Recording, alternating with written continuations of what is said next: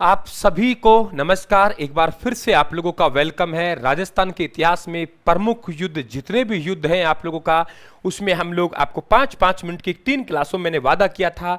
तीसरी क्लास आपके सामने उपस्थित है। प्रमुख युद्ध का पार्ट 1 और पार्ट 2 जा चुका है। आपकी विशेष मांग थी कि गुरुदेव यूट्यूब पर युद्धों की अलग से वीडियो उपलब्ध नहीं है, तो राजस्थान क्लासेज यानी मैं अशोक मीना लेके आया हूं आप लोगों के युद्धों का तीसरा पार्ट। और एक नजर में हम लोग युद्धों को देखने जा रहे हैं। आपको पसंद आए तो हमारे यूट्यूब चैनल को सब्सक्राइब करके हमारा परिवार का हिस्सा जरूर बने आप लोग। देखिए, पाह्योबा का युद्ध हमारे पास, पाह्योबा युद्ध 1542। क्या कहा मैंने? पाह्योबा युद्ध 1542। पाह्योबा युद्ध 1542। जरा देखिए, एक पाह्योबा या इसे हम लोग साहेबा का युद्ध भी कहते हैं, है ना। ये युद्ध है, ये हमारे पास में बीकानेर के राजा है राव जैतसी। राव जैतसी पर आक्रमण किया राव मालदेव ने, और राव मालदेव ने आक्रमण किया और राव मालदेव इस युद्ध में जीत गए। और राव जो जैतसी है वो उनकी मृत्यु हुई, और राव जैतसी का पुत्र है वो यहाँ पे कल्याणमल, वो कल्याणमल पे संकट पैदा हो गया। बीकानेर पर राव मालदेव कब्जा हो गया और राव कल्याणमल शेरशाह सूरी के पास चला गया। गिरीश सुमेल का युद्ध 1544 में हुआ।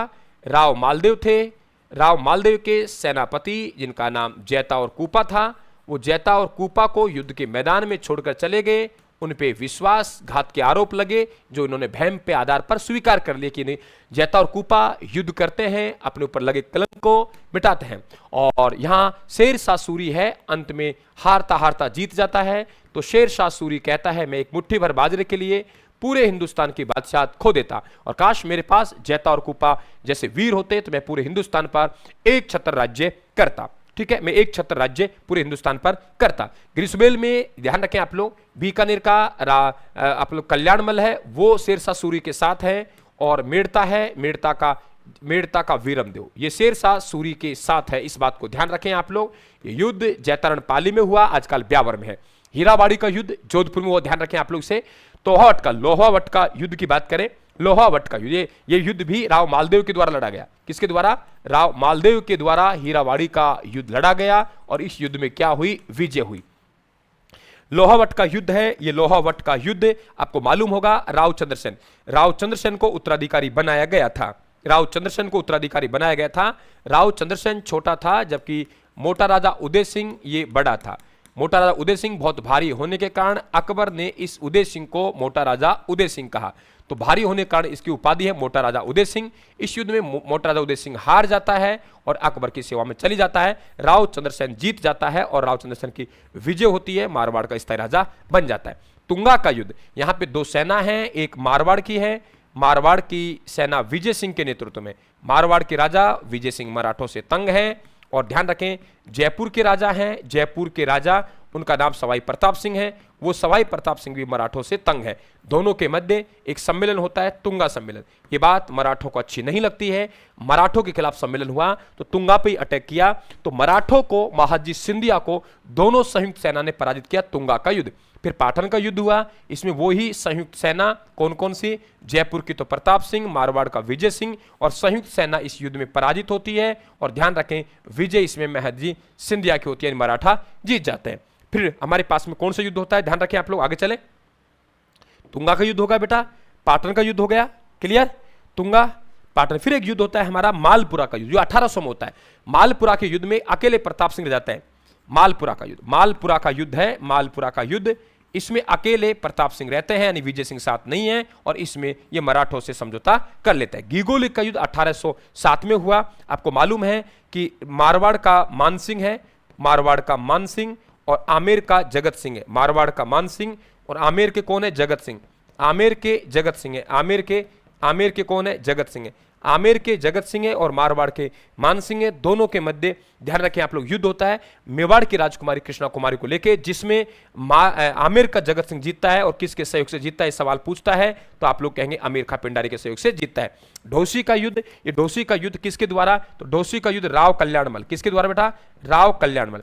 राव कल्याणमल है, राव कल्याणमल, माफी चाहूंगा, राव लूणकरण। राव लूणकरण ने, ये पूना के राव लूणकरण है, बीकानेर के शासक हैं।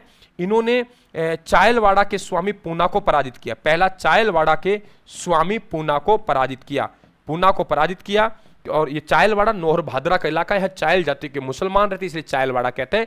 अंत में ढोसी का युद्ध होता है 1526 में, नारनौल के शेख अबी मीरा के नेतृत्व में सभी एक हो जाते हैं और ढोसी के युद्ध में रावलोणकरण की मृत्यु हो जाती है।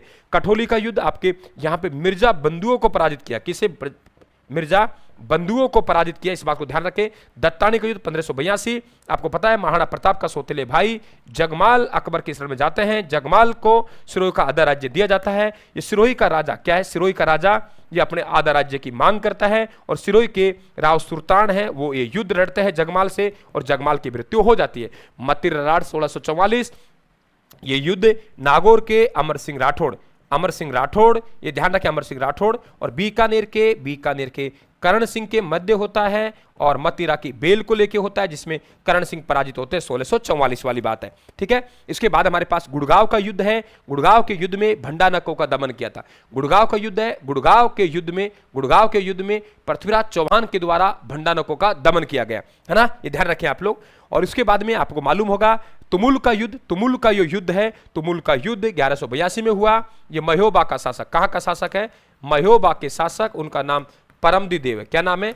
परमदिदेव। महोबा के शासक परमदिदेव, उनके सेनापति हैं आला और उदल। इन्हें पृथ्वीराज चौहान ने पराजित किया, महोबा पर अधिकार किया और महोबा चंदेलों का शासन होता था, यहां पे अधिकार करके पंजुन राय को नियुक्त किया। तराइन का प्रथम युद्ध ये आपको मालूम है, पृथ्वीराज चौहान मोहम्मद गोरी के मध्य हुआ, कर्नल हरियाणा में हुआ। मोहम्मद गोरी हार जाते हैं, पृथ्वीराज चौहान जीत जाते हैं। तराइन का द्वितीय युद्ध 1192 में हुआ, पृथ्वीराज चौहान इस युद्ध में जीत जाते हैं और ध्यान रखें यहाँ पे पृथ्वीराज तृतीय है वो इस युद्ध में हार जाते हैं। पृथ्वीराज विजय के अनुसार यही मृत्यु हो जाती है। पृथ्वीराज रासो के अनुसार बंदी बना के काबुल ले जाया जाता है। और ध्यान रखें आप लोग, ये सब बातें आपको मालूम होनी चाहिए। कैसा लगा हमारा प्रयास, बिल्कुल हमें कमेंट बॉक्स में बताएं। एक सवाल आपके लिए बता रहा हूं आप लोगों को, जगमाल क्या है? जगमाल को अकबर के द्वारा कौन सा राज्य दिया गया था? कमेंट बॉक्स में बताना है। जगमाल को अकबर के द्वारा कौन सा राज्य दिया गया था, ये कमेंट बॉक्स में आपको बताना है। हमारे YouTube चैनल को सब्सक्राइब करके रायथन क्लासेस को जरूर ज्वाइन करें। धन्यवाद।